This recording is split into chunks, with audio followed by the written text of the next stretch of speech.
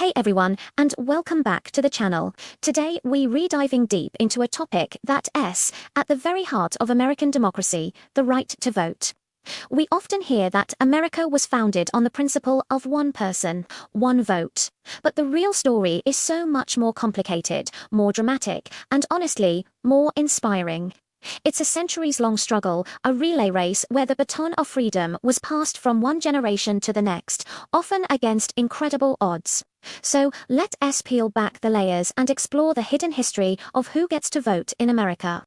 When the ink dried on the Constitution in 1787, the vision of we the people was, by today's standards, incredibly narrow. The power to decide who could vote was left almost entirely to the states, and they had some pretty specific ideas. For the most part, you had to be a white man, and not just any white man. You had to own property. The founders, many of them wealthy landowners themselves, believed that only those with a literal stake in the country land could be trusted to make responsible decisions. This meant that in the early days of the Republic, only about 6% of the total population could actually cast a ballot. Think about that. The vast majority of people, women, African Americans, Native Americans, and men who didn't own land were completely shut out of the political process. They were governed, but they had no say in who their governors were. The first major shift came in the early 19th century, during the era of Jacksonian democracy. The country was expanding westward, and a new frontier spirit was taking hold. The idea that you had to be a wealthy landowner to be a worthy citizen started to feel outdated and elitist. One by one, states began to drop the property ownership requirement. By the 1850s, most states had moved to universal white male suffrage. This was a huge step forward, a radical expansion of the electorate. It was a victory for the common man, but it's crucial to remember who was still left out. This expansion of rights for white men often happened at the same time that rights were being stripped away from others.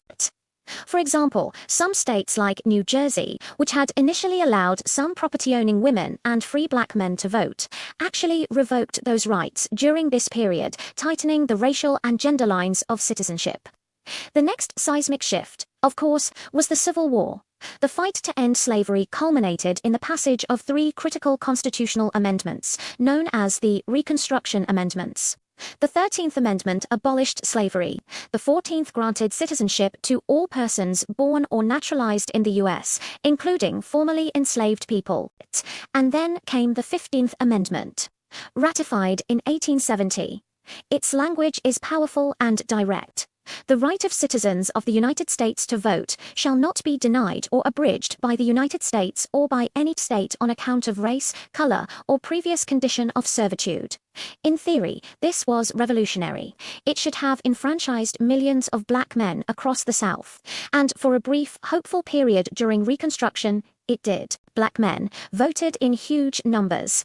They elected hundreds of black officials to local, state, and even federal office.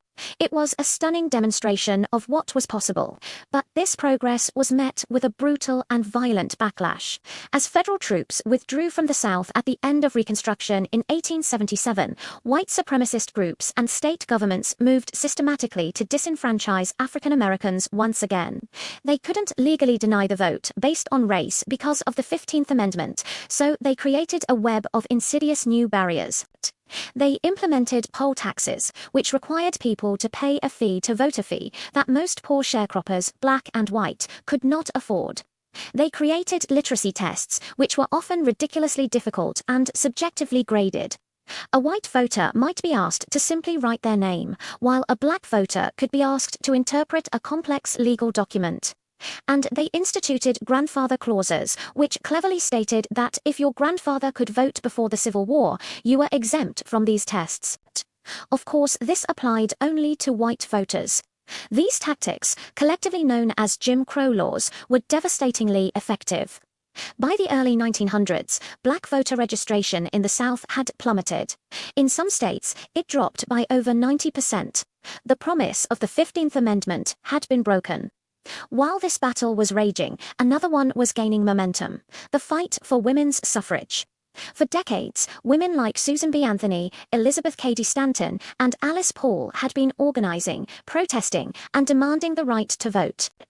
They argued that, as citizens, they were entitled to the same rights and responsibilities as men. The movement was long and arduous. Suffragists were arrested, mocked, and force-fed in prison during hunger strikes. They held massive parades and silent vigils outside the White House. Their persistence, coupled with the changing social roles for women during World War I, finally turned the tide. In 1920, the 19th Amendment was ratified, declaring that the right to vote shall not be denied on account of sex. It was another monumental victory, doubling the potential electorate overnight. But again, the victory wasn't complete. For many women of color, particularly in the Jim Crow South, the 19th Amendment didn't automatically grant them access to the ballot box.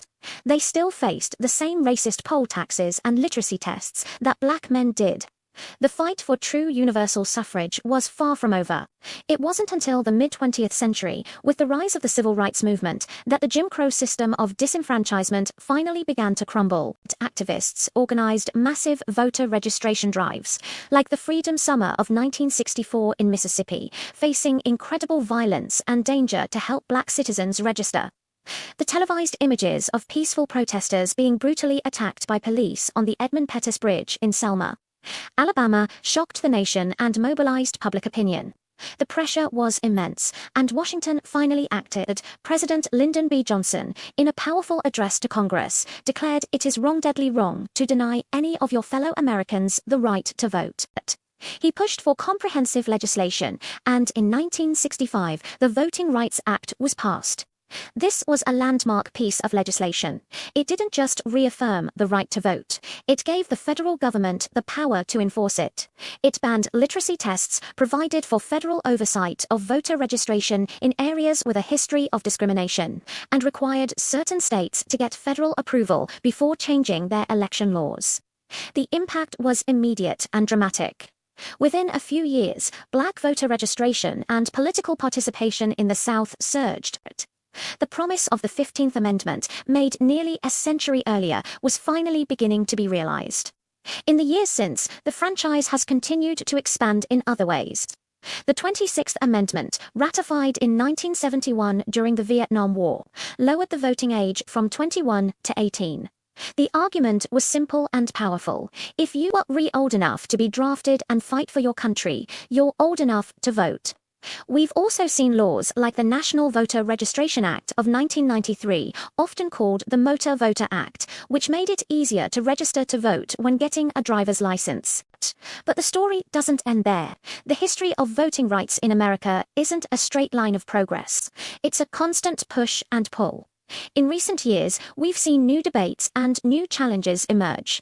A 2013 Supreme Court decision, Shelby County v. Holder, struck down a key part of the 1965 Voting Rights Act, the formula that determined which states needed federal preclearance for their election laws.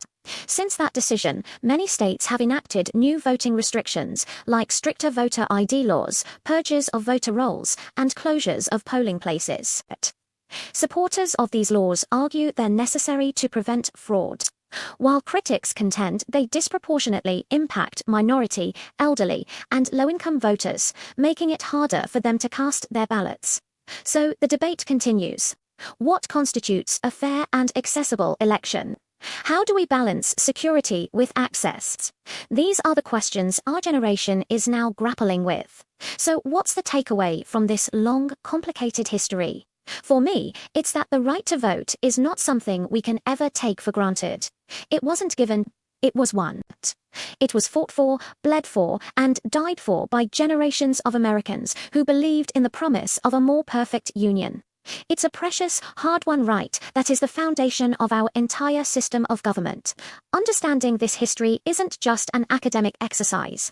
It reminds us of the power of our own voice and the importance of participating in the democratic process. Every election is a chance to honor the legacy of those who fought for our right to be heard. Thanks so much for watching.